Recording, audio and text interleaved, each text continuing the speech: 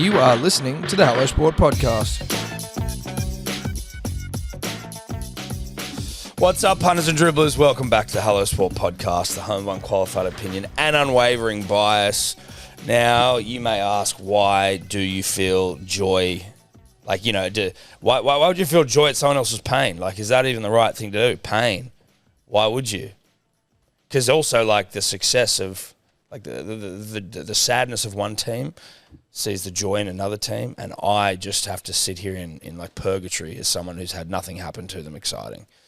But yet I still feel excited on behalf of the Broncos losing Payne, Haas, and peripheral excitement. Yep. Peripheral excitement. Third-hand excitement. It's third-hand excitement, right? It's a cuck excitement, really. It's a cuck excitement. Exactly it's a cuck right. Excitement. Like, I'm watching two people.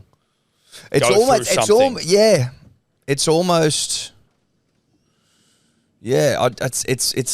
weird feeling. It's parts joy because I like seeing the Broncos cut down to size. Yeah, love it. Obviously, they've won a premiership, so the world's a different place. Yes. And we can't sit here and poke fun like we used to.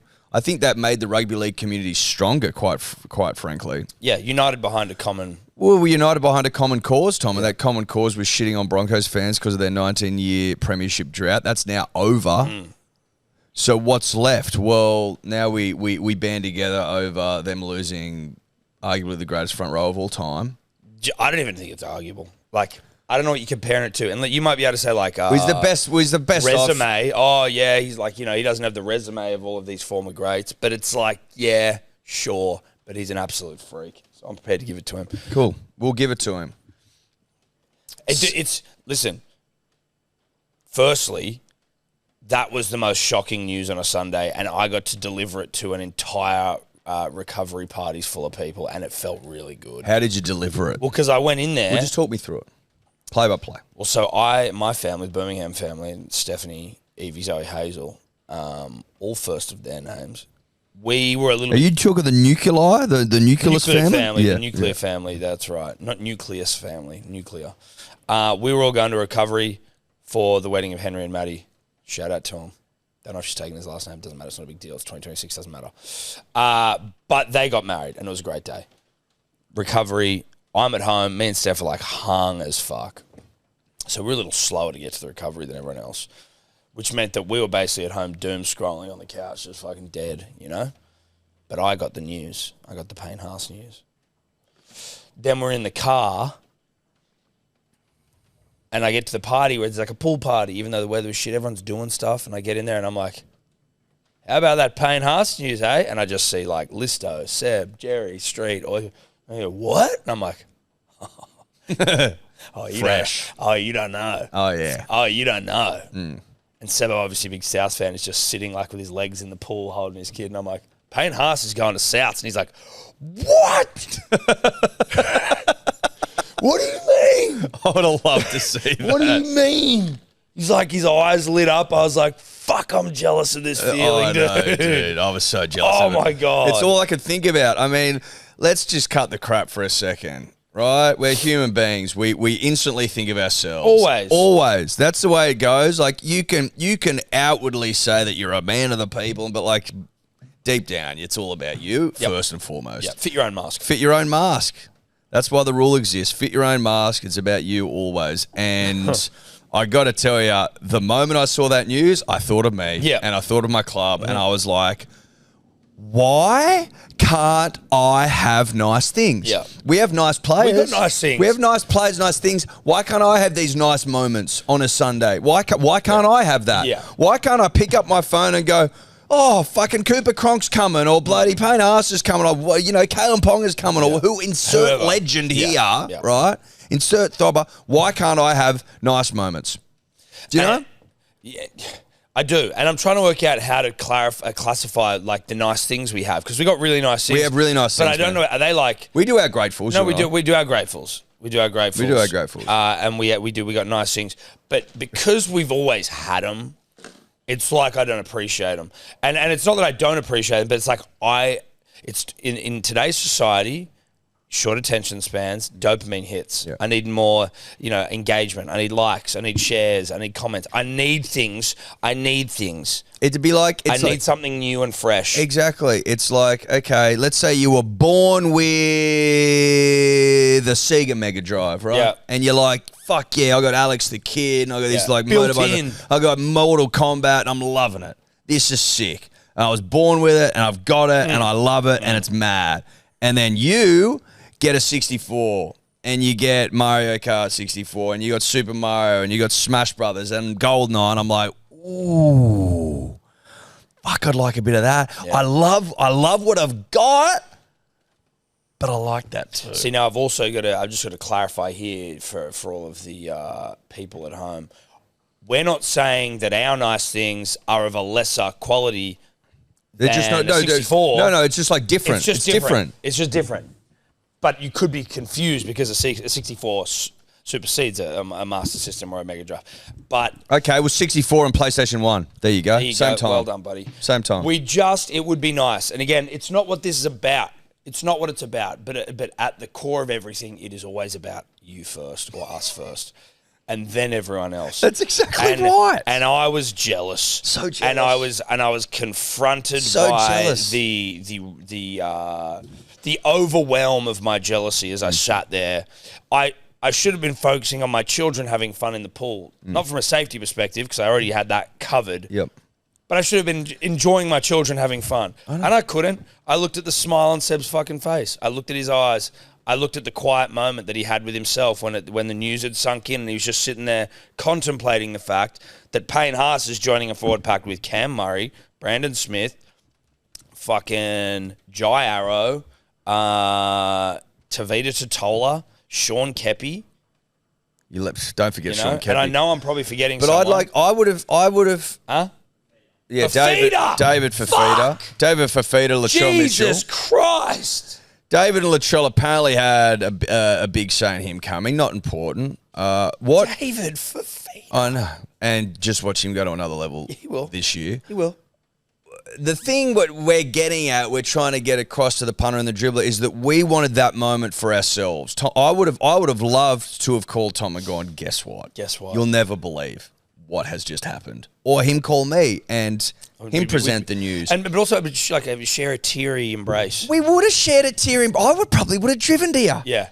I'd have been like, where you at? Got to go to the pub. Where you at? I'm coming over. Yep. Fuck sober February. We're getting loose, baby. We're getting loose as a goose. Edward, I tell you this for free. If we had signed Payne Haas yesterday, sober February's out the window. It's out the window. It's see you later.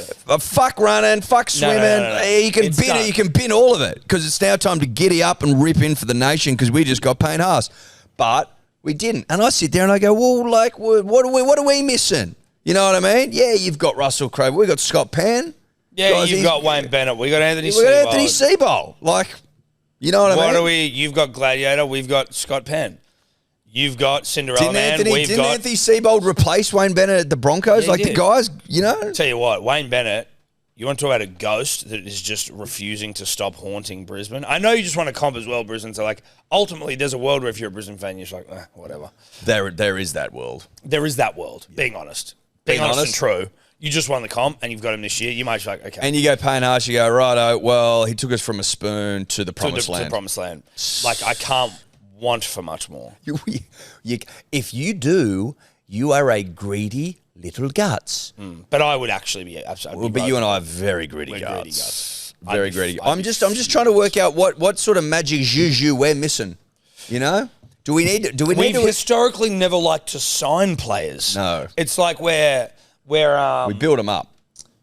We're sort of like, you know who we're like the North Sentinel Island, where it's like, you know what? North Sentinel, yep. You know those people? I do. Where it's like it's an island just of a very aggressive tribe. I believe near Sri Lanka. Or, Sri Lanka or India or something. Either way, we're a bit North Sentinelese about us because we don't like outsiders. No, we don't. You bred here, don't spread here sort of stuff. Well, that's exactly right. And it's only when we really need it, like when we're really desperate, we'll be like, okay, we're not going to go get a Payne Haas, we're going to Jamal Fogarty. And I'm not knocking Jamal Fogs. But that was desperation. But what he is as well is he's not like, we're not signing someone who plays for Australia. No. You know what I mean? You're not signing a rep player. Who would be our biggest signing in the last 20 years? Jamie Lyon. Jamie Lyon, yep. And that was from England. Where was he? Wigan? He's Para, then went to England. Don't know where he was. Maybe Lee. I'm just making shit up though. He could have been Rhinos, mate. Rhinos. Wigan, maybe? St Helens. St Helens, Rhinos. Leeds, Wigan. Yeah, that's exactly it. So, mate, I think Jamie Lyon would be it. Matt Orford, another one. It was at St Helens. St Helens. Yeah. Orford at the Storm, or did he go to the Storm? He was at the Storm. Yeah. They'd be our biggest signings, I reckon, unless it's someone I'm completely forgetting. But Jamie Lyon would have come across when? 2006? Seven. So pretty much 20 years ago. Yeah. Good signing, but one of the great signings all time. Great signing. So we don't sign. We don't sign. We just build talent up. And I respect the shit out of that. I like it. I like that. And we got a couple of hot young We've been doing a little throbs bit of selling lately. Maybe a pinch too much. Listen, we got Kobe Hetherington from the Broncos, so he's starting this year. Yep. That we do know. I've seen him in the jersey, so I can confirm to you. So this isn't a David Mawale situation, who is now at the Storm. Yeah. Sounds like he's happy. Yeah. I've seen. Don't get cold feet. No. Don't get cold feet, David. Hetherington in the gear, doing preseason chat. That's all good. But that's it. We don't have any big. We aren't marquee club. We're North Sentinel, and that's okay. I don't mind it, but it's almost like. Sometimes you need to embrace.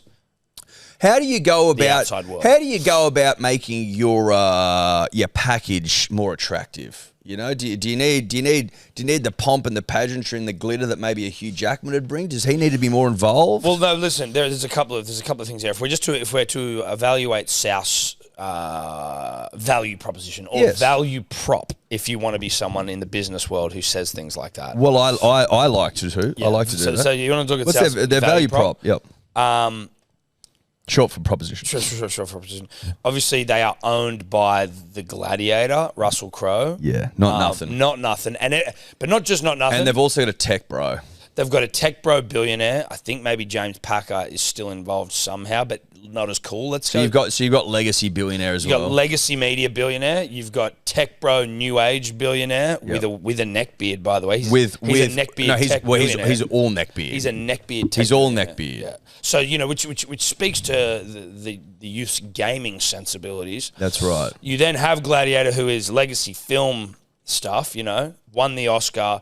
But then you've also got we saw how it went with Sam Burgess, and Sam Burgess and his entire family became best friends with Russell Crowe. Yep. And now George Burgess, I believe, is like in films and shit. Now, I don't know if Payne has any designs on a career in acting. I think you can have designs on whatever you want. Yeah. That's the sort of vibe I get. If we're talking a purely value prop here, it seems to me... And Russell's obviously been doing the media circuit lately, promoting his film Nuremberg, which I haven't been able to get to. I really want to see it, but I haven't been able to get to it because I'm a family man. You got to be boots on the ground.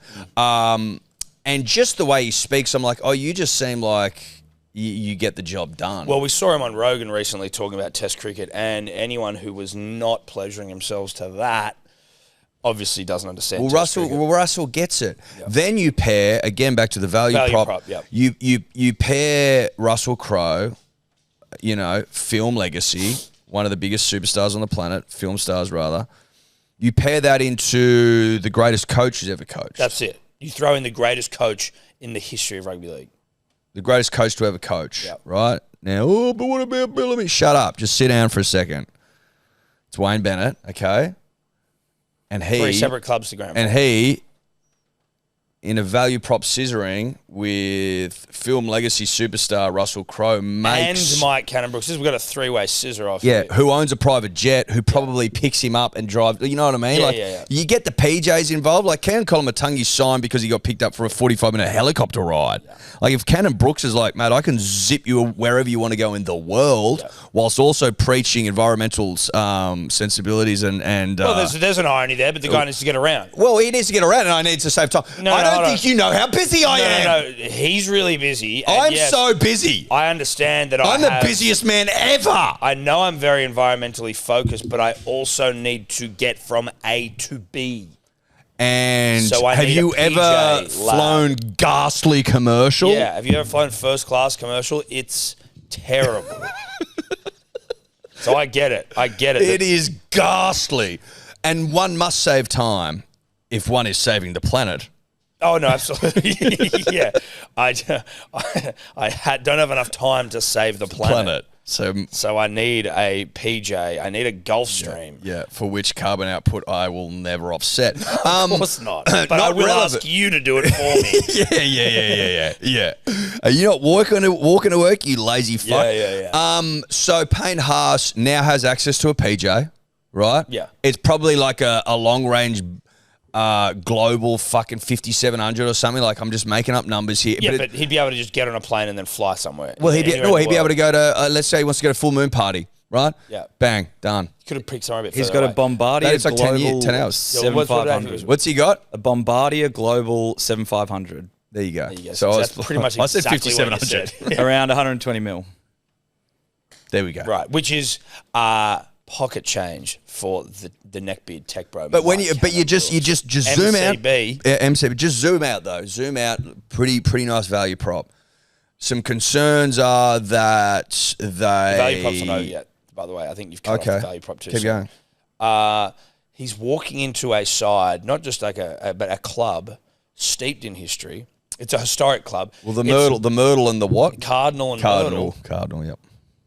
Steeped in rugby league history. It's pink and green, mate.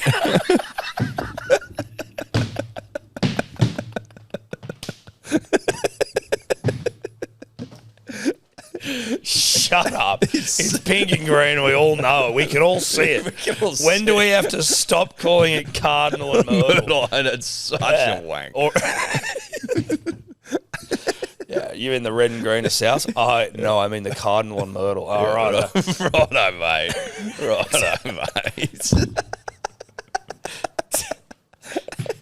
Fucking shut up, mate. Fucking give it a rest. Yeah, give it another tug, would you? Cardinal and Myrtle. Those aren't even real colours, mate. No one's ever said Cardinal never in their Myrtle. life. Fuck you, mate. How dare you? Anyway. Steeped in history, though. Steeped in history. Old club left for a bit back. But roster. Roster, dude. You want to talk about a roster that's got a value prop? You want to talk roster? Trelly Mitt, Jack White and Cody Walker, Humphreys on the rise. Mr. Find Your Front. Cam Murray, Dave Fafita. Sean Kepi, obviously. Sean Kepi. Isaiah Tass. Jai Gray. The kid that can. Graham, dude. Fucking Alex Johnson. Cody Walker. Jaden Sullivan. I just read what I saw. Keon for this year. Jai Arrow, Talis Duncan, David Wiley. Well, he's gone. Mamazella, Sean Ewan Kepi. Aitken, not to be slept on. Like, he's a solid rugby league footballer. Ewan. The Sheriff. Oh, the Sheriff. Of course. David Fafita, Brandon Smith, hot. Brandon Smith also was on the buy round. I think we've already said this, but he's like completely off the booze. So it's like you've got a Brandon. And been to rehab. Yeah. So like flying. You've got like a fully focused Brandon Smith. This side is all value prop if you're Payne Haas. David Fafita, apparently a close friend. He gets on the blower, does some. Well, they went to high school together. Says some nice things. Latrell Mitchell, heard of him? Yeah. Gets on the blower, says some nice things. Get down here, bro. Also, apparently Payne Haas's old boy, whose, issues have been documented. Mm-hmm. Big South guy. Doing it for Papa. Get it. On top of the value prop. Where's he from, please, Tobler? Payne Haas? Yep. New South Wales? No, I know that. But do you know where? I actually don't know. I was thinking about that earlier. No, I don't. I have no idea. He was born in Newcastle. Did he? Newcastle, you fuck. They can breed talent there. Yeah, and then just let him go. Let it go. Let him go. Fly. If Souths are offering private jet rides, Newcastle are offering fucking merry-go-round rides. In the suburb of Woodbury, in the Lower Hunter region. near Beautiful. Newey. Beautiful. Lower Hunter. All right. Well, that explains a lot as to why it's so good. So that's just an value incredible value prop. An incredible value prop. And you've won it with the Broncos. Is it a failure of the Broncos to let someone like that go? Like, if your club loses the best fucking prop of all time, I don't think so. I think I would usually say yes, but I think in the context that is spurned a premiership, you've got your value. you just go, okay, man. Like they were super. Like I was reading the paper, they were happy with a long-term deal, obviously, medium-term or short-term. Like they were just doing 1 year extensions. Like you just whatever, you know. Haas reportedly told Brisbane, "I need a change." You just can't. There's a guy. He's got a lot of family stuff going on. No, he's the sole breadwinner. Like you can't. You got your premiership. You just. I did it. Now let me go. You can't say anything. I don't think it's a failure. I'm just like new challenges, new environments. Well, it's a failure, I guess, in this sense. You're right. Like maybe failure's too harsh. I think so. Of a term. I think so. But you're like, Jesus Christ, dude. Oh, you're Devo. If you've got the best prop of all time, you're like, he's won 5 Johnny Thornett, whatever Johnny medals. Bickett's or whatever, Johnny Bickett's medals at the Broncos for player of the year. Yeah. 5 Johnny Bickett's, mate. Like, that's what's unheard of, mate. Well, I don't know if anyone's won 5 Johnny Bicks. I don't know. Maybe Tallis. No one's won 5 straight Johnny Bickett medals. No way. No, you're right. No, they actually That's haven't. absurd. No, they haven't. No, you're right. They haven't. No, you're right. Obviously, and Gordy was playing with a bloke named Darren Lockyer. So Yeah. tough. Petro, Webke. Dude, I just can't like the horn on South Sydney fans. You're just walking around with a pep in your rugby league step today. You just are. Now, it becomes a matter of getting it right on the park. Oh yeah, no, You gotta get it right on the park, mate. It's all well and good to have a It's all well and good to have a bloody premiership side on paper, mate, but you gotta put it together on the park. You gotta put it together on the park, man. Gotta put it together on the park, mate. It's all well and good having it on paper, mate. You gotta put it together on the park where it matters, mate. Punters and dribblers, some very exciting news, but I'm only going to give you limited details. How exciting. I'm going to be vague. How exciting. Very exciting. How exciting. Oi, you know that race day we did with 4 Pines last year? What, you mean that massive one where we all wore fedoras and everyone was hooting and hurling and hollering and hooting? That sold out race day at Randwick Racecourse. Well, guess what? We're doing it again, and we're doing it bigger. Is it true that this year it's on day 1 of the championship, so it's actually a massive day? It's a massive day, and we have a massive area. Is it true as well that there's a new marquee setup that's unbelievable? They've renovated two the stories? marquee. Tickets will include booze and food for the day, and it's on the day 1 of the championship. And why don't I get food and drink at 1 a.m. because you said the day, that means 24 hours. No, as in when it's on. When we say all day, that isn't technically true. Yeah. So make sure you keep the date free in your calendars. It's day 1 of the championships. Get excited. Let your friends know. Let your pals know. Let your missos know. Get frocked up, honey. We're going to the races. Yes, sir. Adam Reynolds. He's retiring as well. Whispers. That's not that surprising. Whispers that he's retiring. He's contracted until the end of the year. He's 35. He's won another comp. His body's banged up deluxe. I don't think this is like a crazy out of the blue. No. I think it would be far crazier for him to continue. Yeah, especially with Jonah Pezza coming. If he re-signed, I'd be like, Adam that Reynolds is playing again. You'd be like, Jesus Christ, dude. Oh, if he came out being like, I'm going again, I'd be like, you thought that through, bruh? Yeah. Because you've sort of done it. You've done it all. And you could do it again. Yeah, you might do it. You might. You might do it this year. Who's ruling that out? Not me. You'd have to be sick. No, you would. Unwell. But it doesn't change the fact that it was a big Sunday of news. I got to tell you, it restored my faith in rugby league humanity a little bit. That a secret of such substance, such grandeur, Tom, could be kept under wraps. Yep. You know, so often do you and I sit down here on a Monday and report on leaky ships, loose lips, etc. Usually out of a couple of candidates, usually out of one in particular, the Tigers. It was refreshing to just be like the biggest secret in rugby league this year, for the last couple of years was kept completely under wraps and dropped on a rainy Sunday afternoon where you could just douse yourself in it. Also broken just rub it all over your body. Our dear friend Uncle Reedy. Who we will get on. Who we will be getting on. Good to see him get a scoop. Dude, what, straight out the gate? Straight out the gate. Possibly of the year already? Also, Tom, in the context of a rugby league journalist power vacuum, right? So Chamis is gone.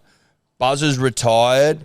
Kenty moved on. Scoop Hoops on the sidelines. Like, there is a power vacuum, the likes of which we haven't seen in 30 years. And it's like, who's going to step up and who's going to step up? You got to get the big ones early, man. This is a huge credit shout out to Carianis as well, who was they co-wrote the story. Yeah, it was a tag team. It was a tag team thing. Yeah, it was. Eiffel Tower sort of stuff on the story. Yeah. Put it on the spit. Spit roasted that thing. But Uncle Reedy, and we will obviously discuss as much with him when we get him on, asserting some form of like dominance here. Had to. I am putting my hand up as one of the preeminent journalists of our time. Don't know what preeminent means. One of the big dogs. It's him, it's Wides, it's Webby. Riccio maybe. I reckon Riccio might be just a bit below. I think so. I think he's a rung below. Yeah. I think he's a rung below. Good stuff from Reedy. Good. I'm happy for him. I'm proud of him. Well, dude, I mean, you know, like after you get something, if you get the Payne Haas story, this is like it's kind of feed up for the rest of the year.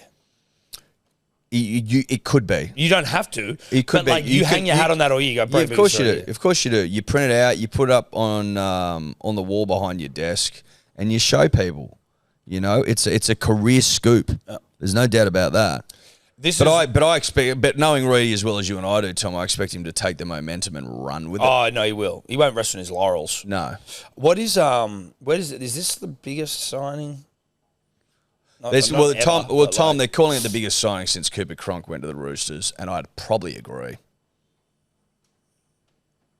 I'd probably agree with that as well. I can't think of anything that has been as that was huge, paradigm shifting. That was humongous. It's paradigm shifting. Well, it's paradigm shifting. It's shifted paradigm. Well, the thing about it, Tom, and what you need to understand if you're a layman at home is what it's done is it's shifted the paradigm.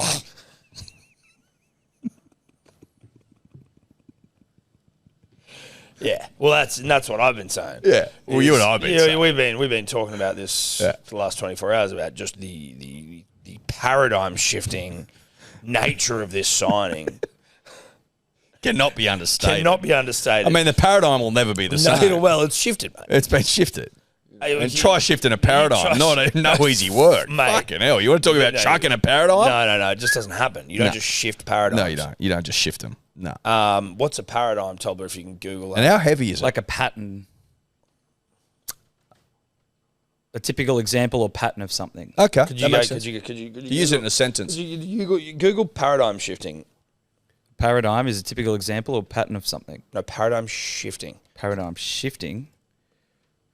A fundamental change in the basic concepts, assumptions, or framework that guides a field, discipline, or even an individual's thinking. Replacing an old worldview with a completely new one. That's paradigm shifting. Paradigm shifting. That's why we keep going on about it. Yeah. Right? And you're probably not getting it at home, but trust me, this is paradigm shifting in nature. Now, for it to be up there with the Cronk move, does he need to go down there and win back-to-back comps? No, I don't think he does. Only in the sense that Cronk is like the result rests on Cronk a little bit more in the halves. It's a great point. Whereas that's probably the place where Souths are lacking. It's a great point. They have an aging Cody Walker, phenomenal player, and then they have an emerging Humphreys. Well, let's talk about Jamie for a moment. Jamie Humphreys, obviously born and raised, nurtured and suckled at the teat of the Manly Pathways system. Yep. Bosom. What we did as a club, you could argue that we did all the tough stuff, and just as he starts to mature, just as he's ripe for the picking, we send him on his merry way. You could argue that was a strange, peculiar thing for a club to do. Well, listen, mate, his old man used to be the CEO. They're trying to get the families out. That's right. What we're trying to do is get the old man out of the club. So instead of just getting rid of the old man, keeping the boy, we've got rid of the boy too. You know, make of that what you will. Jamie Humphreys would have had his penis lathered up all yesterday, going, look what the gods have done to me. You know what I mean? He probably, reasonable to suggest that there was some devastation when he was told to leave his boyhood club, Manly. Yes. And go to South. He's like, why? Why don't they want me? Why don't they love me? Now look at him. He's got David Fifita. He's got Latrell Mitchell. He's got Wayne Bennett. And he's got fucking Payne Haas. Yeah. And he's got Cannon Brooks. And he's got the Gladiator. And he's got the Cardinal and Myrtle. God, life must be good. Life must be good. Yeah. And I'm happy for him. No, I'm happy for him. I'm happy for him. And he's got a full head of hair. Oh, and he's gorgeous. And he's good looking. He's jacked. Life's good for the kid. Yeah. No, he's absolutely fantastic. Life's good for the kid. Big year for him. Big year. But next year probably even bigger. Payne Haas coming on, man. Do you reckon he can lead the club to the bloody premiership, man? Not this year. Next year. Oh, okay. I mean, that's the thing. South were actually already like a problem. They were already a problem this year with Keon as the extra. Now Keon's going. You're like, thank you, next. Yeah, thank you, next. He's only 26 as well, Payne Haas, which is sickening. Yeah, that is. 5 Ken Thurkel's medals was fucking 26-year-old. That's crazy. 5 what? Johnny Bickett's? With Johnny Bickett's, yeah, sorry. What did you say, Clint? Well, I got my names wrong. I said Kevin Thurkel. Thurkel? Johnny Bickett's, obviously. The Johnny Bickett medal for Broncos Player of the Year. I just got it mixed up. Listen, as for South fans here, genuinely super jealous, but I'm almost like happy for you somehow. I don't want to say that because I'm not cucking for another team, but I'm like, I am so jealous of how fucking pumped I you just must need be. to be honest though, and that's I think what you and I have always done well is by our. We've always stood by our values, and that's raw, unbridled honesty. Yep. I can't help how I feel. I'm super jealous, obviously, but I'm also sort of happy for them. Like I can't. Yeah. Like if he went to the Roosters, I'd be fucking off it. I'd be absolutely ropeable. I'm sort of into it. Yeah. And I don't know why. The problem I'm sort of enjoying it. You know what I mean? This is the problem. This is what cuck life is, dude. This is the life of a cuck. This is what happens. This is it. It's like I'm sort of like I've got a bull over, and I'm sort of enjoy watching it. Well, these things aren't happening to me, so I must find enjoyment in others.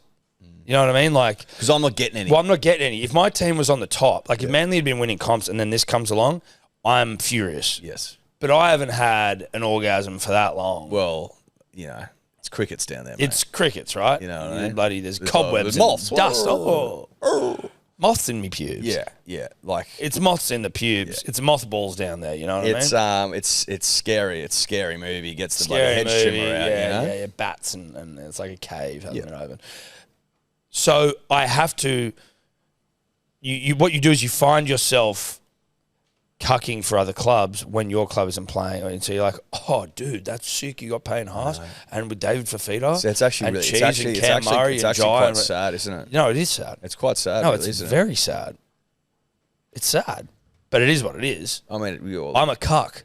Clip that up. So am I. Yeah. I'm loving it. Absolutely I'm absolutely loving it. Yeah. Fuck. Yeah. God damn it, dude. God damn it. Damn it. Fucking enjoying it way too much. Loving it, man. Yeah. So hot. It's so bloody hot. Fuck, it's hot. Oh, dude, that rotation's gonna be so good. Oh my god, that rotation. Dude, Jai Gray, where's he gonna play? Is Trell gonna stay in the back? Or do they put him in the centres with White? Where's Campbell Graham go? Oh, yeah. Tom, did you watch any trials footy? I'm just getting me notes up here, Edward. There's one key talking point. That's it. Yeah. No, I didn't. No. Yeah, one key talking point. The emergence of a new Kade, I'm assuming. That's exactly right. That's exactly right. Kade Reed, Tom. Yeah, Kade Reed. Spelt in the purest way, Kade. Put on a clinic that only a Kade can in the preseason. Well, we haven't seen a playmaking Kade since the incomparable Kade Cust. Who I feel like was a K in the last name away from greatness. Away from probably a K away from a glorious NRL career. Unfortunately, it was Super League stuff for Kade Cust, who's having a good go of it over there. But you're right, first Kade in the halves since Kade Cust, and pregnant with possibility. This Kade, pregnant with possibility, almost full term. Well, he's crowning our pregnancy. Well, he's deep into the third trimester. Tom. Yeah. That's a pregnancy term. That's pregnancy term. Listen, if you grubbity yourself wearing a headgear with the name Kade in the preseason, and not just grubbity yourself, that was split second playmakery. Then you have my attention. Yeah, it was witchcraft. You have my attention, young Kade. Yes, you know what I'm saying. Now, I'm sure the Broncos, the Dragons, will let him go. Well, they've got Kyle Flanagan. Well, they've got Kyle Flanagan. So, Kade Reedy, have you heard of New South Wales Cup? Yes. Listen, here's the lay of the land. If you were to have, say, 24 straight man of the matches and scored in every game and set up 3 or 4 tries a match, maybe we look at you next year, but no promises in that. You know. Now he is only 19, but if you're good enough, you're old enough. I know it's only a trial as well, so it means nothing. You and I have always said that. But if you're good enough, you're old enough. Obviously, it was a trial, and obviously the competition was pretty skinny, and obviously the quality of football was pretty shit. Well, it was questionable, Tom.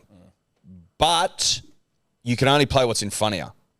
And Kades only play what's in front of them. Well, yeah.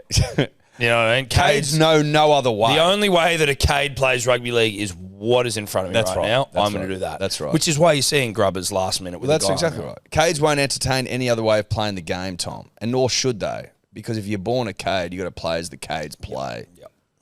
Which is what is in there front of you. There is a term, and I don't know what it is. Tobler, you may be able to find this, where it's like the name that you give someone can determine the type of person they are. Can play. I didn't know that there was a word for that. I think there is like a phrase or like a, because I saw this thing the other day. It was like about Tom Hanks's kids, and he's got one of his kids is called like Chris, and he's like this nerdy fucking Chris Hanks something. I think it's Colin. Colin, and then he's got another one called Chet, who's like a white boy rapper. Yeah, with sleeve tats, and you're like, this guy looks like a Chet, and that guy looks like a names are Colin. important, 1000%. Nominative determinism. Yes, say it again. Nominative determinism. Yeah, big dog stuff there. Mouthful. And stuff.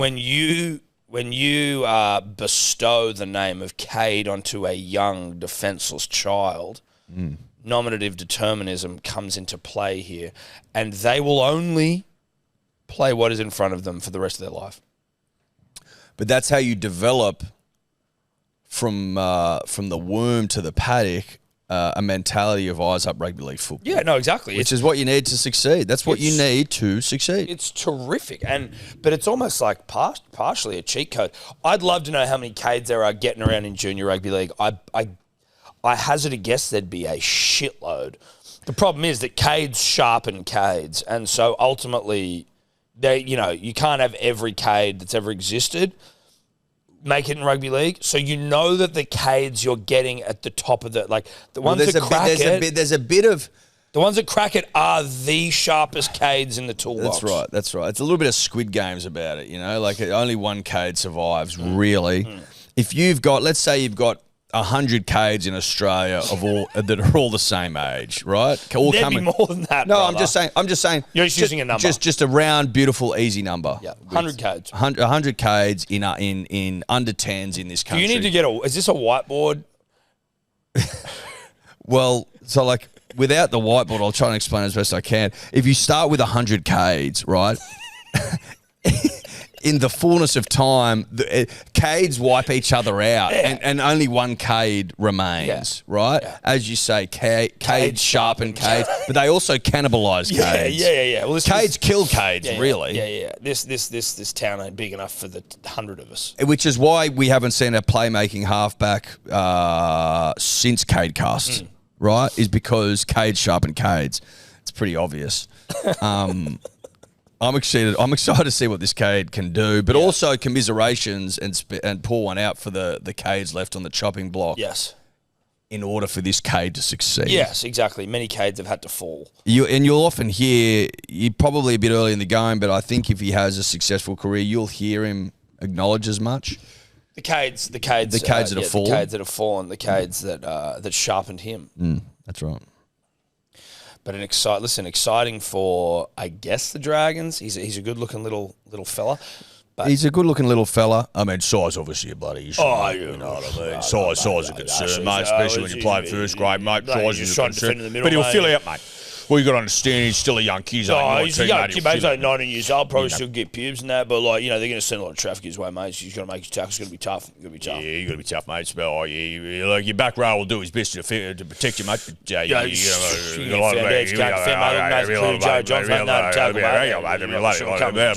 couldn't tackle that well, mate. Yeah, bloody a lot of traffic going your way, mate.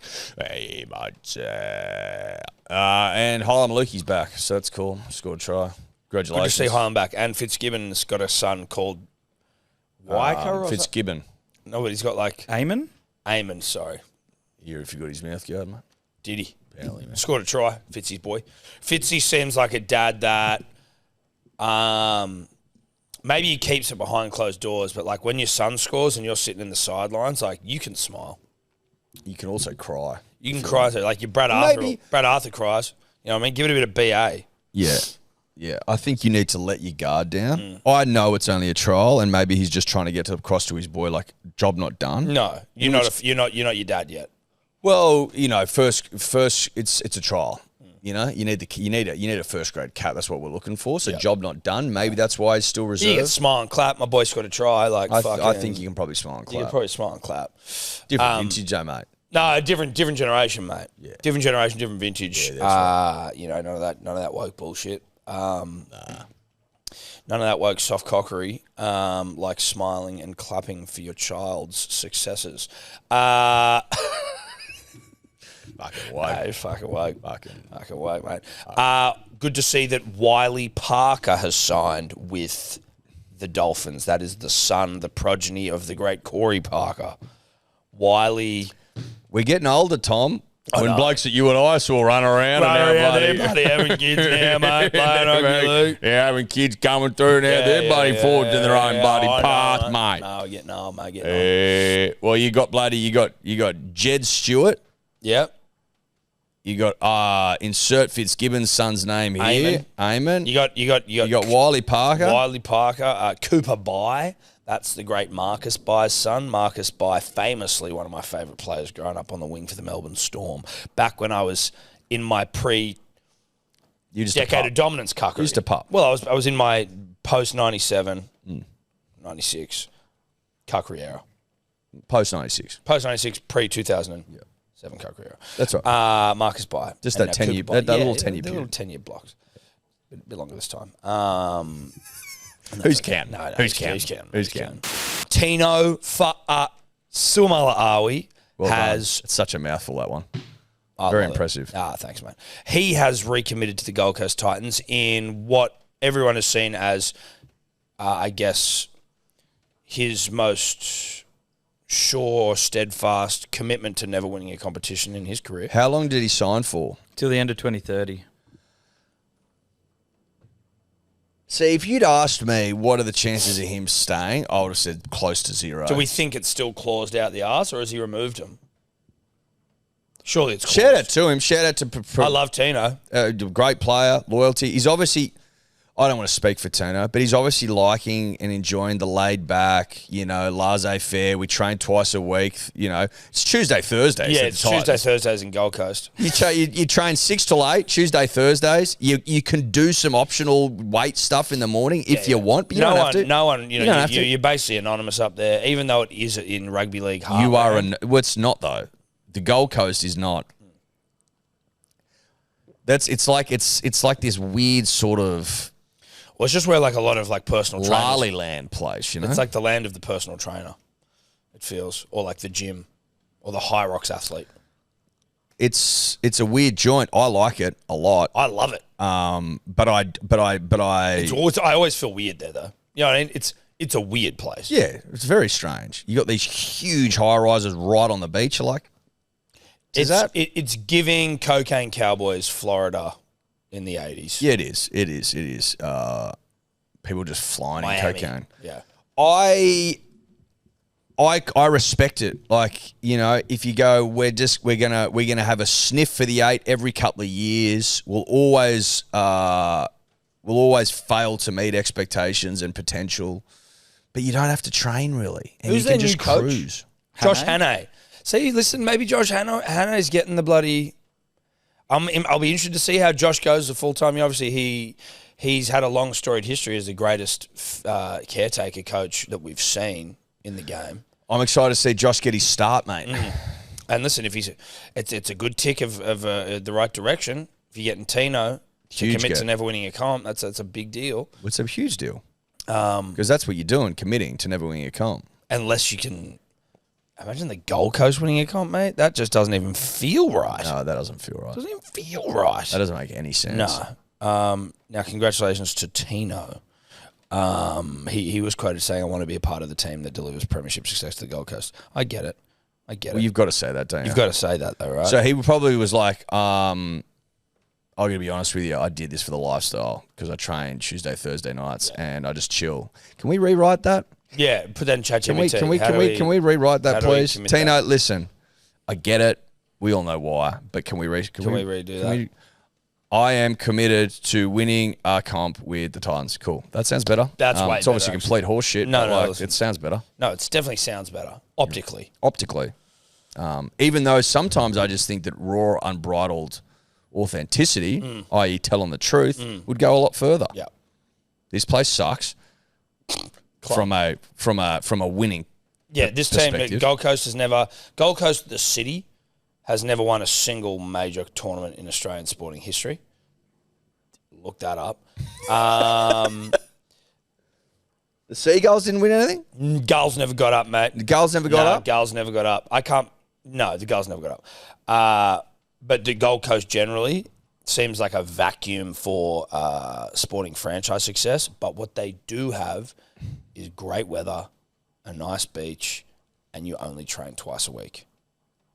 And there's a lot of golf. And there's a third optional session if you're a goody two shoes loser. If you sit at the front. Yeah, if you sit at the front of the bus and you're a teacher's pet. Yeah. And you do debating. And you debated when you're in high school, which is just few and far between in rugby league circles, I would imagine. Do you think anyone that's played first grade rugby league was ever on the debating team? Do you reckon that's ever happened? Do you reckon? I just if anyone, I would say Christian Welsh because he's like... He's a smart cunt. Well, he says I'm a bit of a smart cunt, yeah. Matt Shirvington has joined the Cronulla Sharks coaching staff in what we're seeing as the first penis-based hire of the season. Well, it was inevitable, wasn't it? I don't know about inevitable, but it's a penis. Whether there'd be a penis-based hire. I guess you could say Adam Elliott might have also been a penis-based hire at South. Would have been hired last year. It was only announced this year. Oh, maybe it was last year. Yeah. They're inevitable in sport, Tom. The people always ask why we always talk about penises on the show. It's because penises are inevitable. What's the word? I don't know the sentence. Inexplicably linked. Inexorably linked. Whatever. You know what I mean? Yeah. They're linked. Yeah. They're 100% linked. Yeah. Obviously, to do the sprint training, Tom. Maybe. I thought it was just for his penis around. Yeah, but so because there's a bit of morale around a big dick. You know what I mean? It's like it's good for culture. It's good for just culture. to have one absolute just to have one fucking hanging out. shank in Just the to have dressing one- room. just You're like, to have holy one- shit, Just to have dude. one hanging around. Yeah, you know what I mean? Like, Yeah. you just go like, Yeah. whoa. Yeah. Well, it humbles you too. Well, it does. You know what I mean? Yeah, like yeah. all these young whippersnappers, all these young under-20s kids that come in, you know, young, dumb, full of cum, testosterone out the arse. Then you see an old weapon hanging there. Yeah. A megalith. A megalith. You're like, whoa, okay. Chirp down. Yeah. Wow, this is how... Sunny Jim. Yeah. So I'm assuming that there's probably...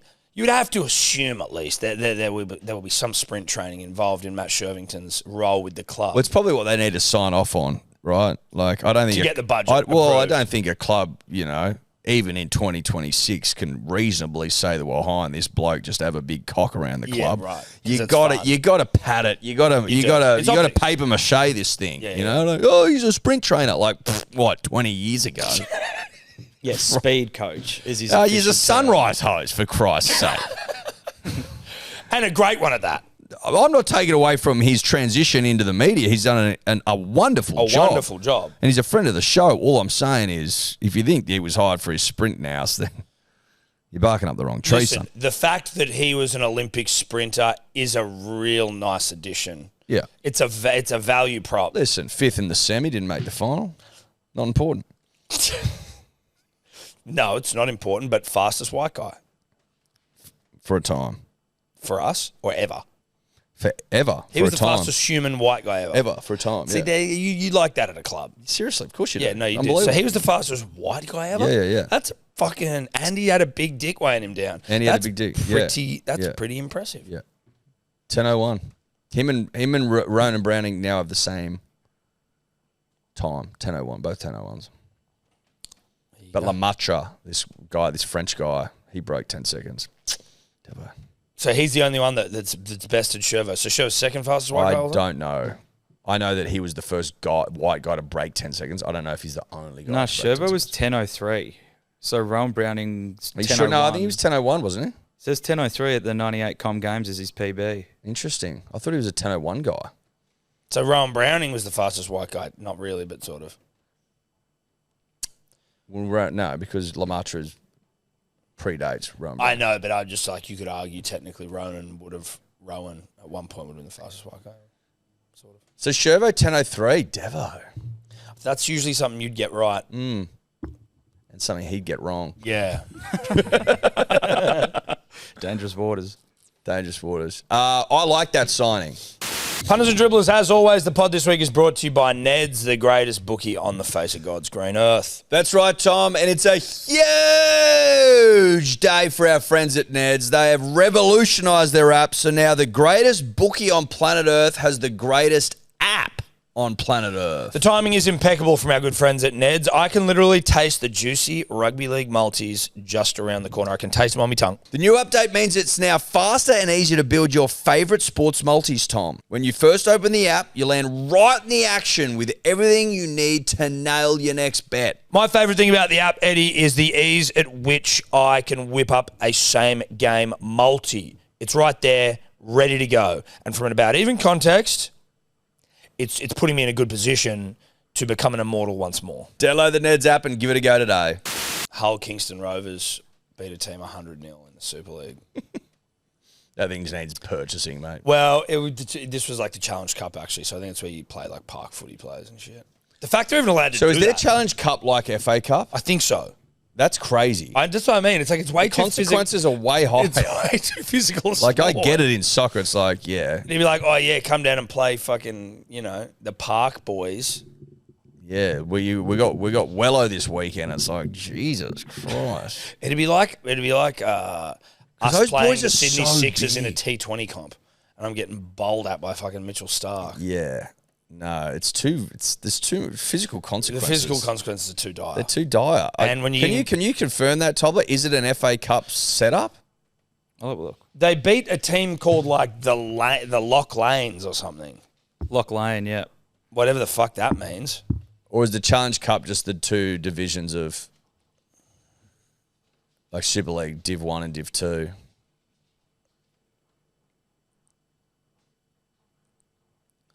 Down to Tier 5. So the top 5 leagues play. Top 5. That's crazy. That's crazy. And Hull premiers. What would that even be in Australia? Like, where would... So, like... Div 5? Where would that... What does that look like in Australian terms? I'm assuming they're all, like, open, like, men's, right? So it's, like, New South Wales Cup. Then...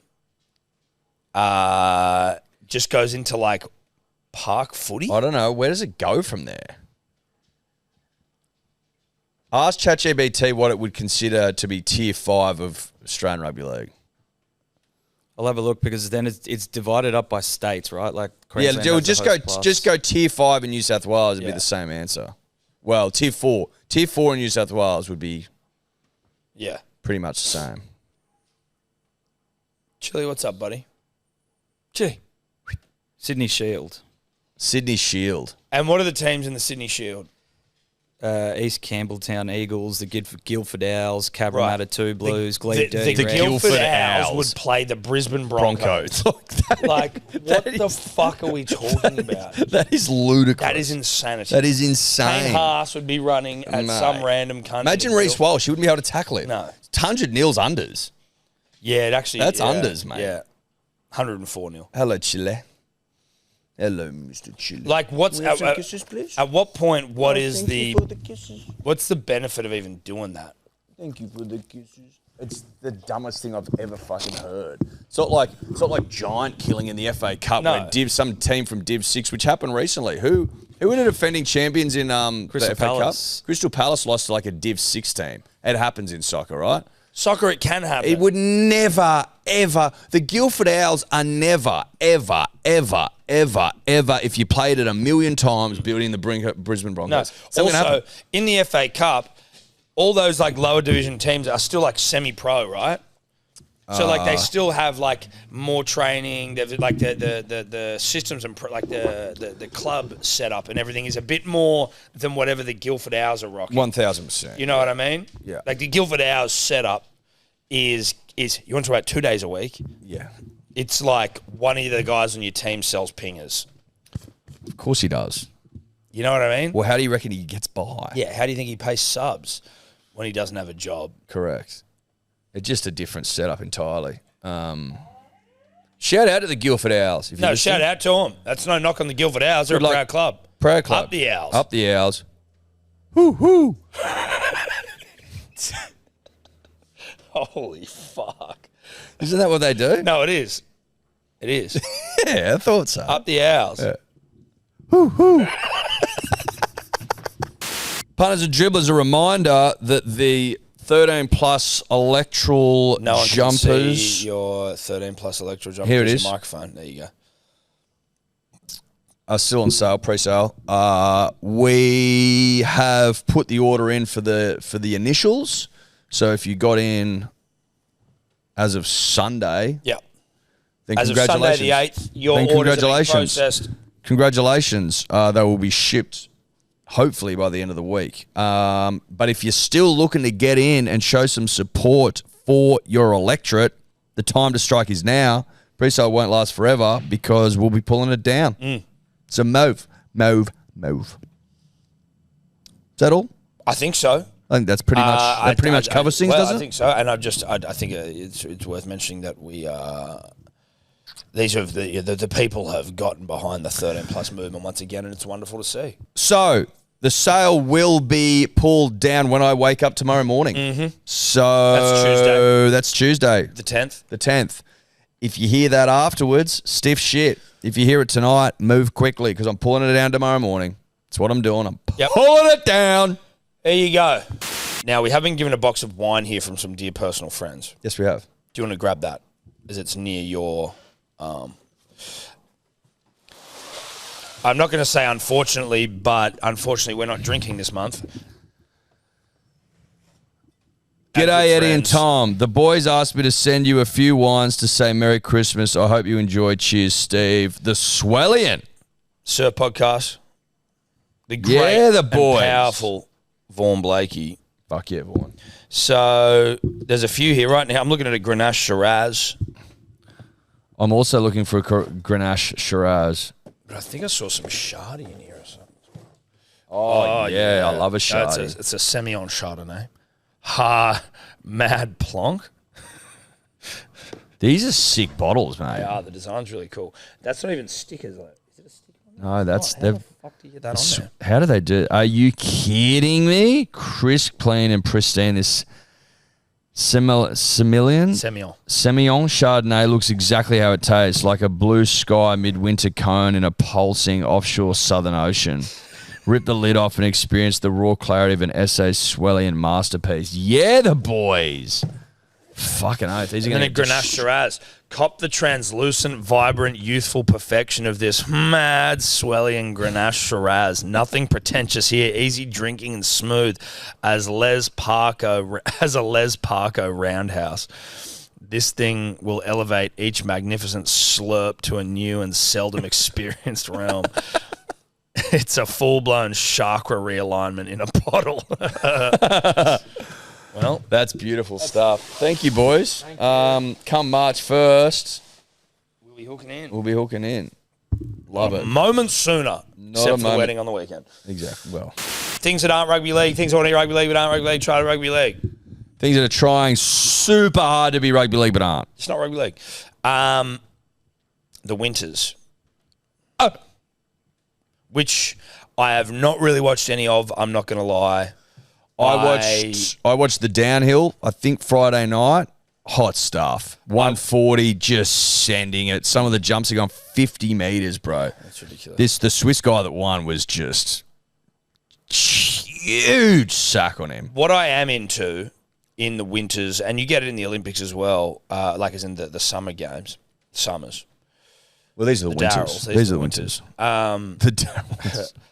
Is the expert chat about things that I just have never, I'm never even think, you know what I mean? Like I don't have any concept of what we're talking about. So like I got home, was it after the wedding? I can't remember. But it's like, usually I'm watching the two times I've watched the Winters, or the only time I've watched the Winters, I was boozed.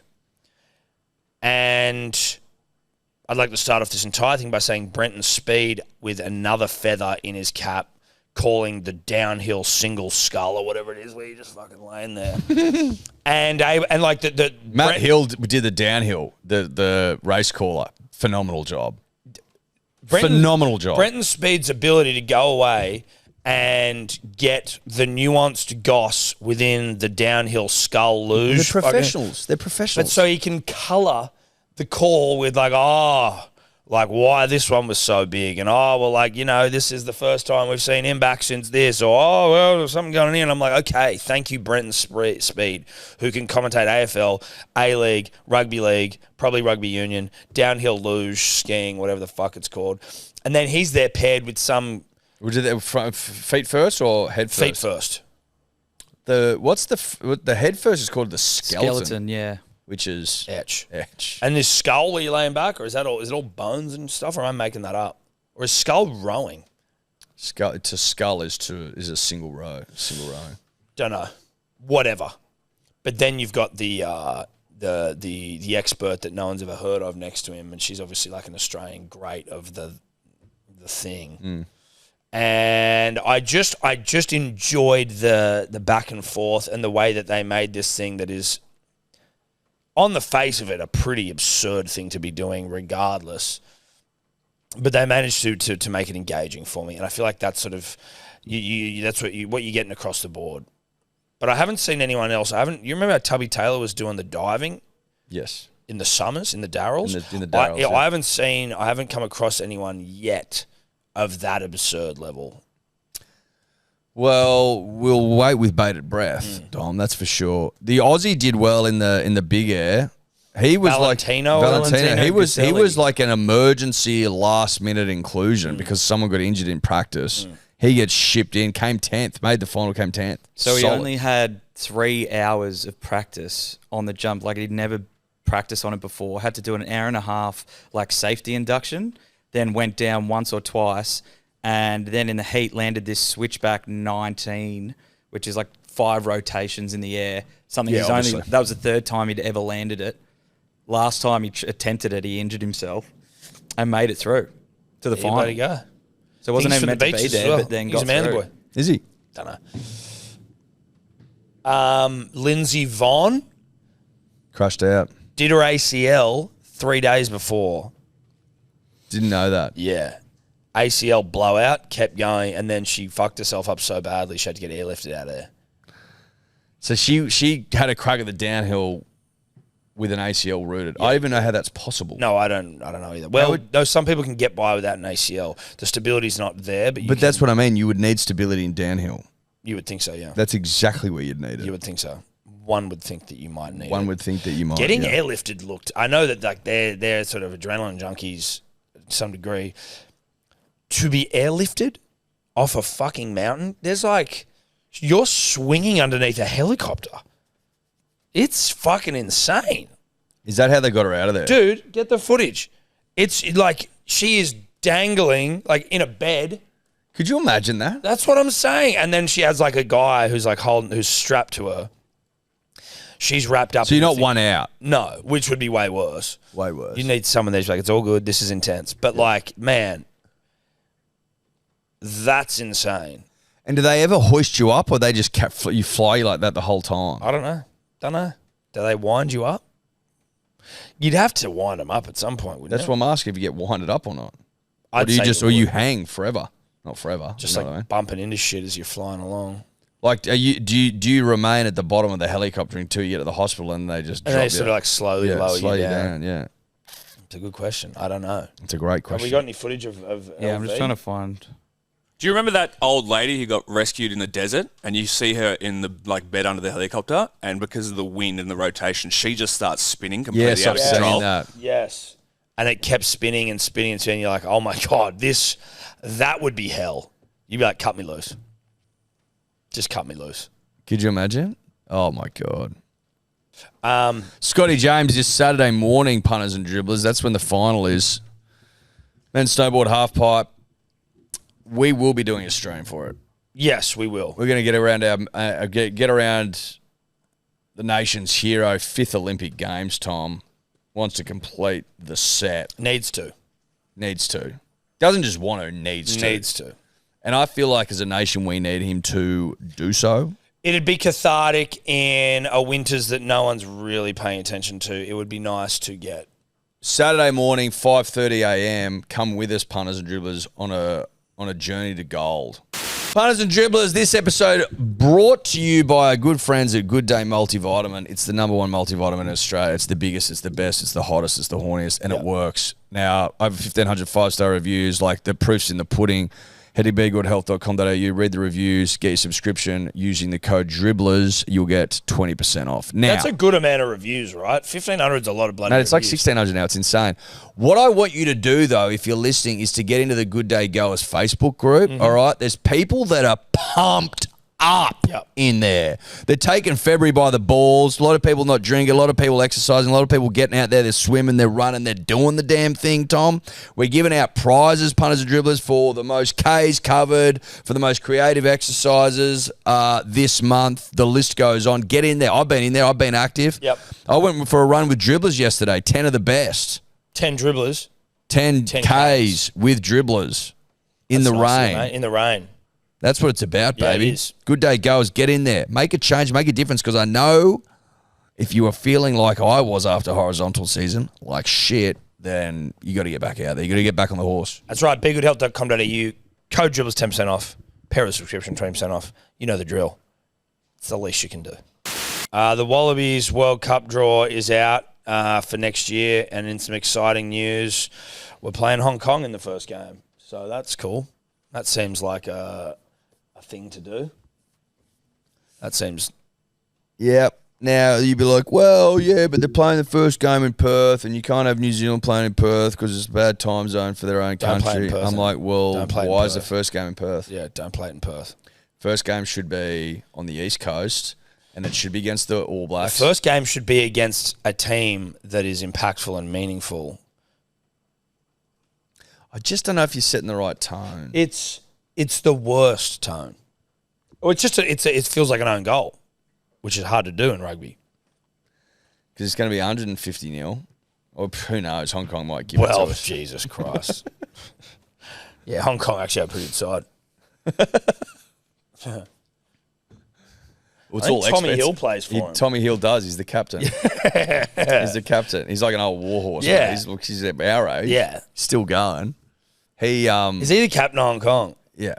Think about that. He will be opening the World Cup at home, playing for Hong Kong because they got in like some technicality. Well, he's Hongkonese, mate.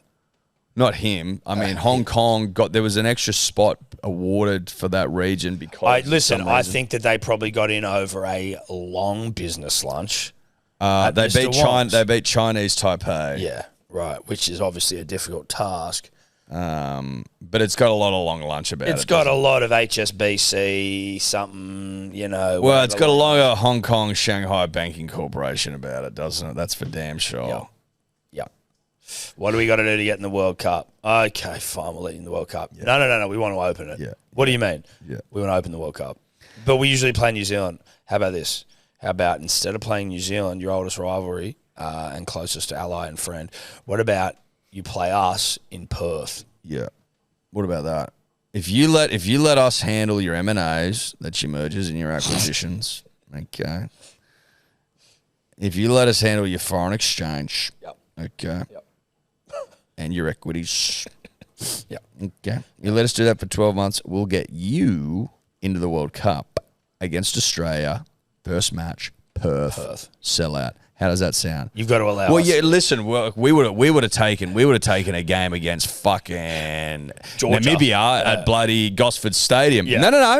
Guildford As Owls I home said, ground. if you give us the M&A, okay. If you give us the foreign exchange, Australia, host nation, first game, Perth Stadium. Yeah.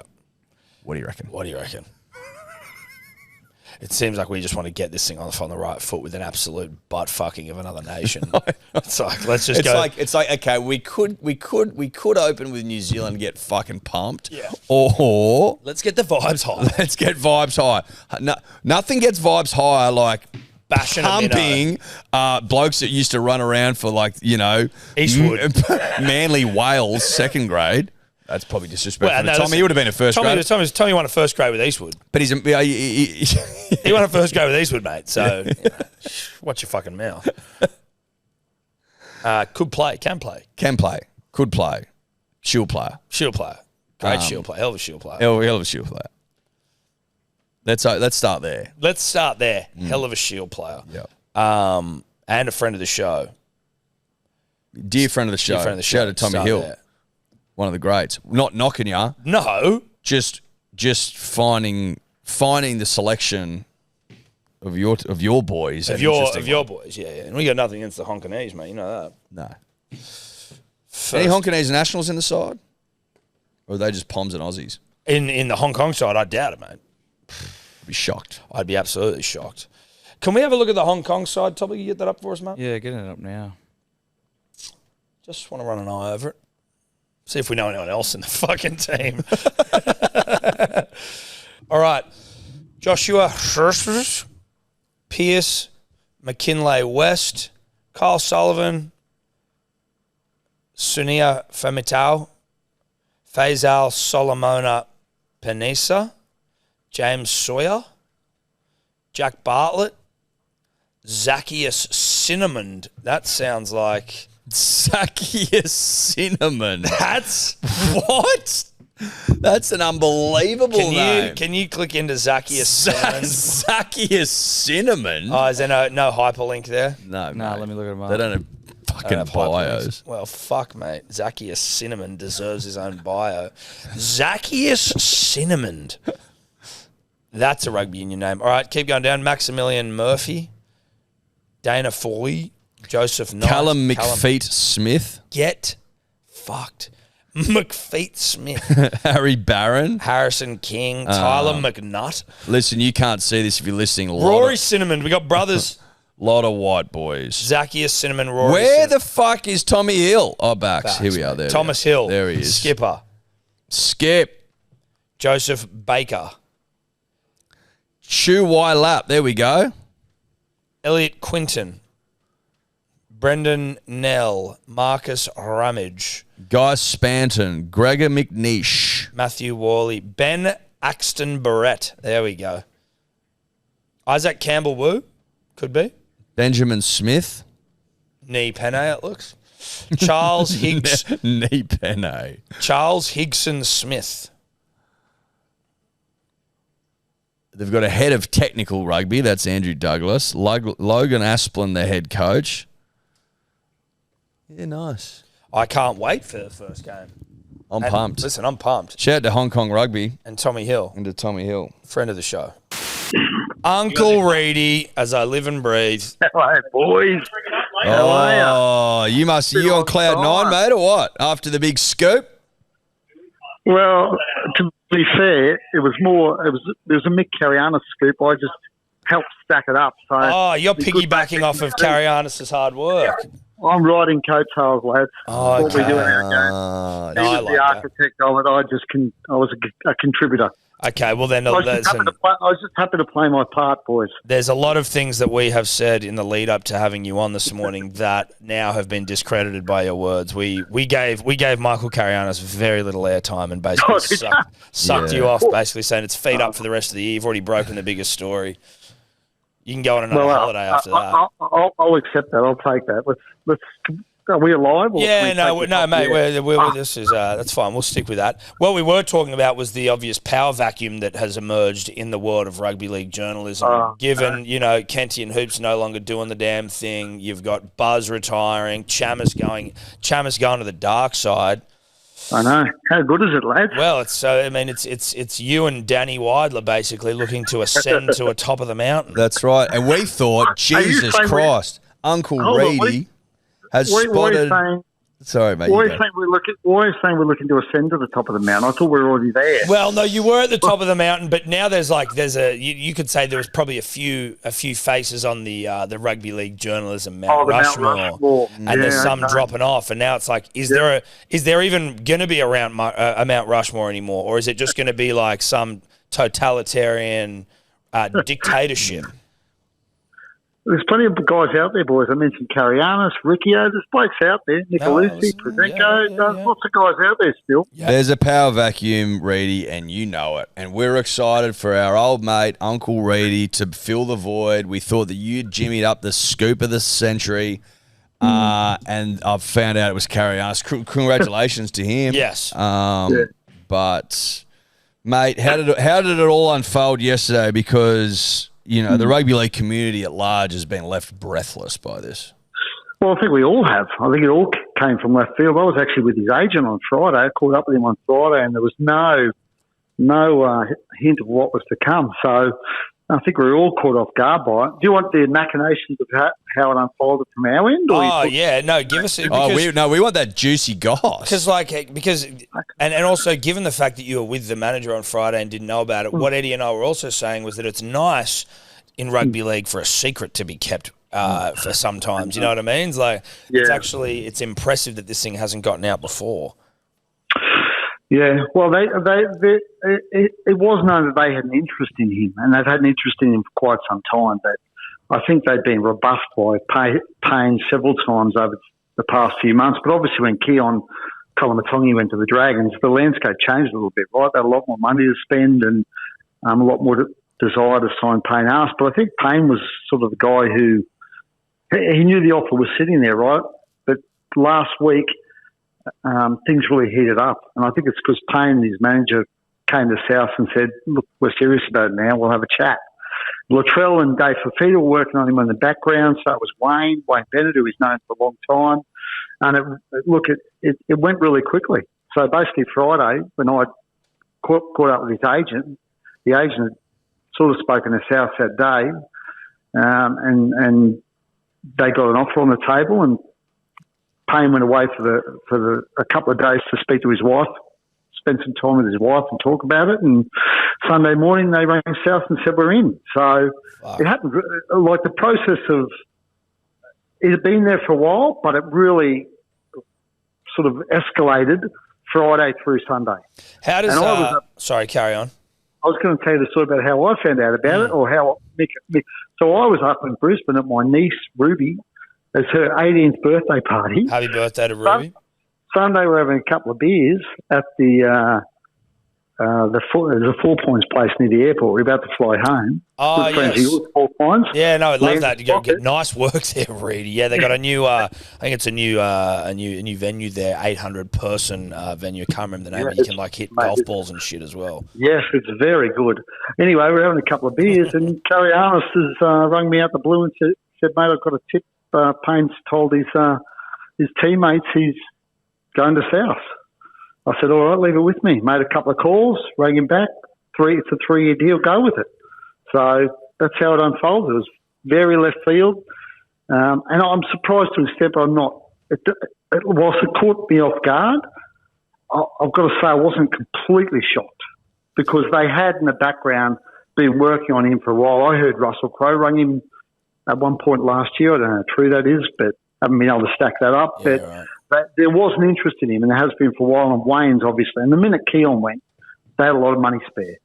So How much are they paying him? I would have thought it's it's silly to say it's well in excess of $1 million. That's no surprise at all. I think it's upwards of 1.2 with ratchet clauses. So, Fucking hell. 28 onwards, that could be, God knows, 1.5. They're sort of putting together a pretty stacked team. I'm like, and again, I'm not a numbers guy for starters, and I don't even know what the salary cap currently is, but they've got Latrell and they've got Payne and they've got Fafita and they've got Cam Murray and they've got Cody Walker and they've got how can they afford 1.2? Well, Dave Fafita's not a huge money. I mean, he took the Gold Coast are paying a lot of that money. Cody Walker signed on when he extended. Because he was in the twilight of his career, he didn't sign on huge money, and he's off contract at the end of this season. Murray's on massive money. He's $1 million player, but I reckon you'd find, look, Brandon Smith didn't sign on huge money. A lot of those guys, the Cody Walkers, the Brandon Smiths, the Dave Fafitas, they're not on the money they have been on in the past. Will they need to move a bit of tin though to fit him in next year? Like, are there people potentially on the chopping block? Well, there are. There's guys here playing for their future. No question about that. And as I said, you've got to remember that they had about $1 million or in excess of $1 million put aside for Keon, to keep Keon. Now he's gone. But there are players there who are playing for their future. I mean, if Cody Walker plays on in 27, it's going to be on less money than he's even on this year. So, and I don't think there's any certainty Cody Walker plays in 27. Sean Kepi's off contract. There's a handful of guys who are on decent money at that footy club who in Cody's case, it would be purely because he decides to retire that he doesn't go on. Yeah. But a guy like Kepi, he's playing for his future at the footy club, and I would think with Payne Haas going there, he might be looking elsewhere. Yeah. And he's on decent money. Is he really? Yeah, he's on good money. So they've got room to create some space. What about Jack Whiten? Is he? He's got a risk, you reckon? No, I think Jack was pretty good for him last year, actually. I think he was one of their more consistent players. But is he on a fair bit of money? He's good, though. What's he on? He's on over 800, I think, from memory. So he's on good money, Jack Whiten. He's got 2 more years left on that deal. Good side. Well, I reckon Payne is the one, like if you looked at that South Sydney side, the one thing they've lacked, and everyone's been saying it for the last couple of years, they've lacked a powerful middle. And he is the ultimate powerful middle. So the big issue for them is halfback, right? They need to resolve their halfback position and find a number 7 who can steer them around the park. If they could do that, with Payne Haas in your forward pack, you're a chance. Jamie Humphries was pretty good for a first year. I know their team, they had shitloads of injuries and it was sort of up and down, but I felt he seemed like he was he was pretty handy. Like he seemed to do the job for someone who's I'm not sure they're 100% convinced he's the answer at halfback. Wow. There's been a lot of talk about Jaden Sullivan the pre-season. I think he's dropped about 8 kilos, and you know what he's done. You know what he's done, boys. He's trained the house down. Oh shit! We should really be looking into that. We should be looking into Reedy's house down meter. Who's been training it down? Jaden Sullivan's dead set training the house down. So they're talking him up at the moment. Okay. So there's a chance Humphries won't even be 7 at the start of the season. Is that what you're saying? Yeah, I would suggest that's definitely a chance. Maybe he's there 14. Okay. Yeah, I don't think there's any guarantees with Jamie Humphries. He was also a hooker at Manly as well. Like, well, they was touted. So I mean, the Mamazoulis wasn't. He was all right last year. I'm obviously just pro Jamie Humphries because he played for Manly, so I'm trying to sort of sing his praises. Of course you are. Yeah. But there's no. I don't think Mamazoulis had any sort of mortgage on the number 9 jersey either. No mortgage. No mortgage, mate. No mortgage. You got Brandon Smith as well. Remember? Don't forget Brandon. You do have Brandon Smith, but he's not a classic 9. No. He's a classic 9. He's a ball playing back row. No. So there's a few balls in the air. Where you're concerned. They're all good balls to have, though, aren't they? They're all nice balls, really. If you want to be juggling some balls, there's some pretty handy balls to be juggling. Some nice plump balls. Yeah. Speaking of plump balls, Zach Lomax and the whole saga with him and the Eels and the Storm. You got anything on that, mate? You know where that's going? Is he getting sued? Are they going to pay him out? Well, no, that's still in the courtroom. The courts will decide what happens there. I think ultimately they'll come to an agreement. They'll pay a release fee, and he'll end up playing for Melbourne. But at the moment, that the courts will decide what happens. I think it'll be resolved before then. I can't imagine it'll go to court. The NRL doesn't want to go to court. The hearing's scheduled for later this week. Maybe the hearing starts. I don't know, but I reckon Zach will be playing for Melbourne by round 2. Wouldn't surprise me if this is round 1. Obviously, they play Parramatta, but I think it'll be at Melbourne by round 2. What do you think the Eels are going to agree to then? Well, they've been offered 2. They got offered 200 and rejected it. They got offered 300 and rejected it. So something in excess of that. I reckon they'll end up paying 400 or 500 to get Zach Lomax. But they will accept cash. They will accept cash. So they're not like a give us a player on nothing. Well, they want a player, but I mean, if the players they want aren't going to leave Melbourne. Jack Howarth, why couldn't you? I'm surprised that Jack Howarth is someone they're digging their heels in for, given Lomax is a centre. I don't think Jack Howarth wants to leave Melbourne. Well, I think Jack Howarth's pretty happy. Yeah. So you can't make blokes pack up and move. It's just not the way the world works. So, you can tell a bloke he's free to go, but he doesn't have to go. And I don't think those guys necessarily want to leave Melbourne. So you could do the old trope that clubs do like to do, which is just put them in reserve grade. Yeah, exactly. Just starve them of first grade opportunities. Listen, I know you want to stay, Jack, but you won't be playing. That's fine. You can stay as long as you want. We'll pay you. We'll pay you each week, but you'll never see first grade again for the rest of your natural life. So that's just your. It's up to you.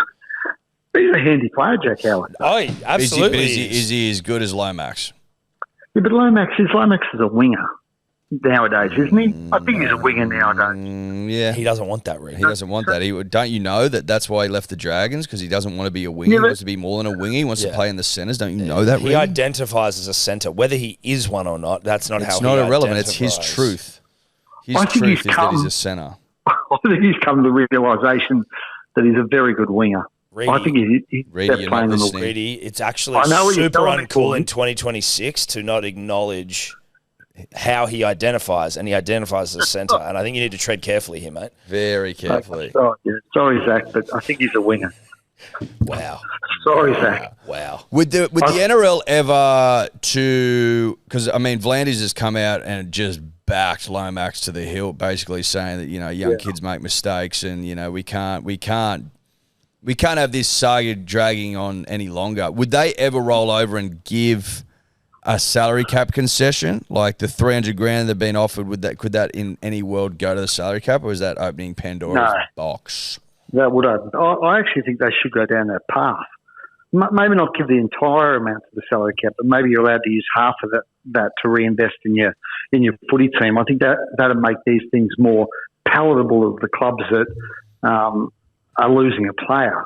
If you gave them the ability to use some of that transfer fee to potentially sign or keep a player, I think that would make it more attractive to these guys. But the NRL's not going to do that. I think part of the reason Parramatta's gone to court actually is to stop the NRL intervening in this to resolve it, because I don't think they want it to be seen to be rolling over and allowing the NRL to make the decision on their behalf. So I think that's part of the reason it's actually gone to court. I don't think it's purely to take on Melbourne. I think it's to stop the NRL intervening in it to resolve it.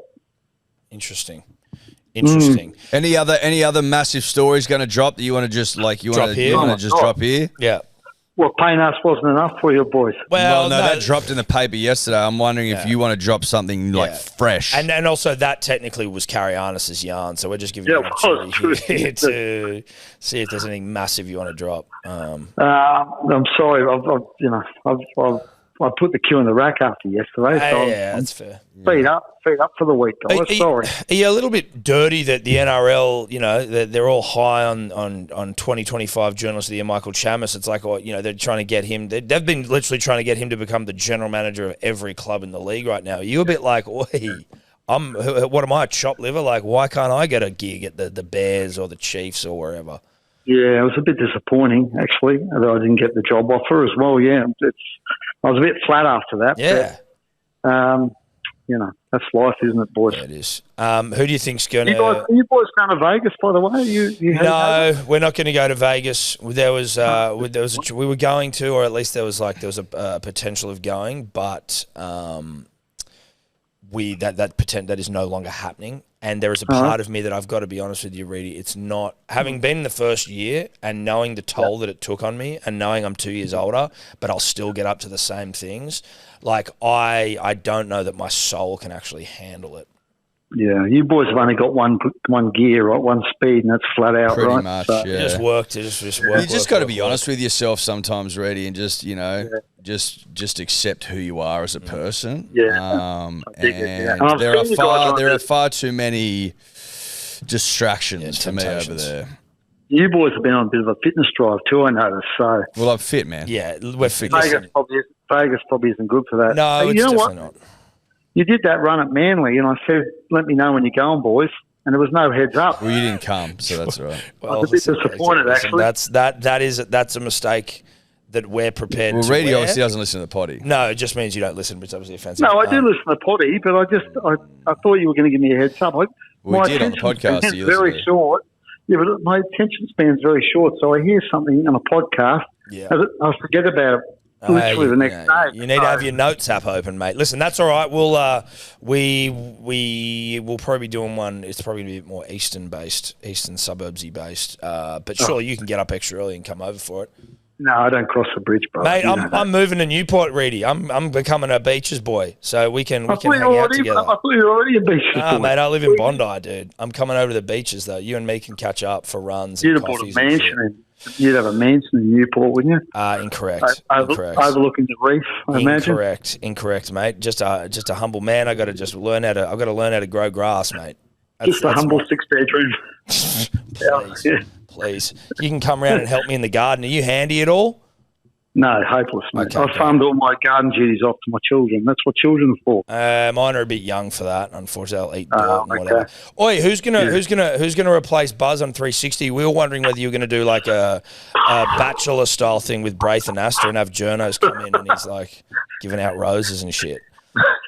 That would have been a good idea. Yeah. Maybe it's not too late. I might suggest that to Mitch, the producer. Yeah, I don't know. So this is actually a good scoop. Who's it going to be? You, Gordy, Braith, and who? I don't think it's confirmed yet. I think they're still. But who are they looking at? Who are they looking at? Well, I mean, the guys are already on there. Obviously, Bulldog and Karianis and Riccio. Karianis might have given himself a boost for big Sunday. Huge. What about timing? Yeah, timing your run there. That's massive. Who would you want to work with the most? I'm happy to work with all of them. Boys, you know that. I'm very malleable, mate.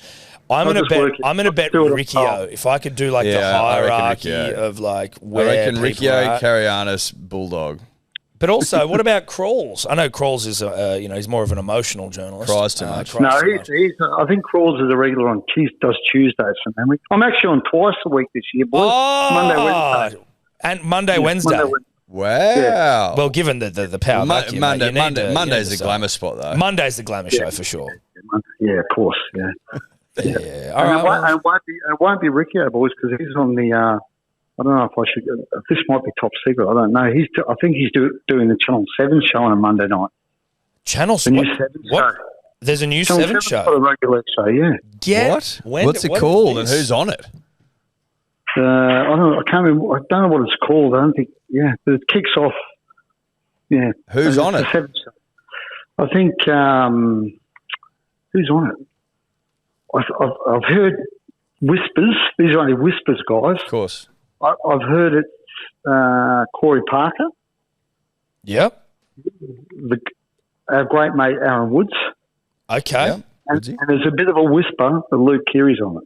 But I don't know. That's not 100% confirmed. I've heard a whisper. There you go. That's purely speculation, guys. Of course. No, all we do over here is speculate wildly. I know you guys prefer to deal in facts, but that's purely speculation. No, we love speculation. Gossip Guys is about speculation, and that's what the But there is a series Channel 7 show, yes. I believe it kicks off perhaps the second week of the year. Well, they're doing a great job of promoting it, Reedy, because I've never heard of it. Yeah, they've got everyone absolutely chomping at the bit. Yeah. Can you look that up, Tobler, please? Well, we can get into that in a little bit. Hey, Reedy, God, it's been nice to hear your voice again, mate. Thanks, mate. Oh, thanks, lads. I'm glad to hear you moving to the beaches. I'm glad to hear you've seen the light. Oh, That's listen, fantastic. it was about time. I mean, I'm a manly dick rider. It was about time I actually, sacked up and made the move over there. I can imagine you'll be turning up at 4 points to watch the team train and everything, right? Oh, shit, yeah, I will be. I'll I'll do be it already, mate. handing out advice. Yeah, of course. Congrats on the scoop, mate. And send our best to Carianis, whose scoop it was. I'll let him know. You've- I'll pass it on, guys. Okay, excellent. Thanks, Reedy. Appreciate it. Thanks, mate. No worries, lads. Take it easy. Love you. Ta-ta. Bye-bye. See you, boy. Good to hear him. What's this 7 show, Tobler? Yeah, because they've got the rights to the Rugby League World Cup this year. Oh, that's right. And so they're slated to do its own midweek panel show. Details haven't really been confirmed, but sounds like it's going to be on a Tuesday night. Tuesday night, midweek. Listen, more content, dude. More content for me to just feast at the trough. Perfect. Love it. All right, punters and dribblers. We love yous. We love yous. Those 13 plusies, the sale closes tomorrow morning. So Tomorrow that's morning Tuesday. they're gone. They're gone tomorrow morning. Tomorrow Yep. morning they're gone. They're gone tomorrow morning. Tomorrow morning they're gone. Sayonara. Bye-bye. Could you two just not talk anymore?